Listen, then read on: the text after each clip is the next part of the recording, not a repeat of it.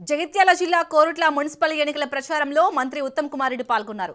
రాష్ట్రంలో మున్సిపల్ ఎన్నికల్లో Congress clean sweep చేయబోతుందని Uttam ధీమా వ్యక్తం చేశారు. ఎన్నికల్లో బీఆర్ఎస్ బీజేపీకి ఓటు వేస్తే ఆ ఓటు చెత్తబుట్టలో వేసినట్టేనని విమర్శించారు. కాంగ్రెస్ అభ్యర్థి చేతి గుర్తుకు ఓటేసి గెలిపించాలని కోరారు. సీఎం రేవంత్ రెడ్డితో మాట్లాడి కోరుట్లకు అత్యధిక నిధులు ఇప్పించి మరింత అభివృద్ధికి కృషి చేస్తామని హామీ ఇచ్చారు. దేశంలో సన్న బియ్యం ఇస్తున్న ఏకైక ప్రభుత్వం కాంగ్రెస్ ప్రభుత్వమేనని మంత్రి ఉత్తమ్ అన్నారు. మున్సిపల్ ఎన్నికలు జరుగుతున్నాయి. కోరుట్ల మున్సిపాలిటీలో కాంగ్రెస్ పార్టీ అభ్యర్థులు మంచి మెజారిటీతో గెలిచి కోరుట్ల మున్సిపాలిటీ కాంగ్రెస్ కైవసం చేసుకోబోతుందని చెప్పి ఈ రోజు ఉదయం వచ్చిన నాకు సర్వే రిపోర్టు. మీ సమస్యల పట్ల మేము ప్రత్యేక శ్రద్ధ వహించి మీ వార్డులలో అవసరమున్న విషయాలన్నీ అన్ని అవసరాలు సమస్యలు పరిష్కారం చేయడానికి మేము ముందుకు పోతామని చెప్పి నేను మనవి చేస్తున్నా.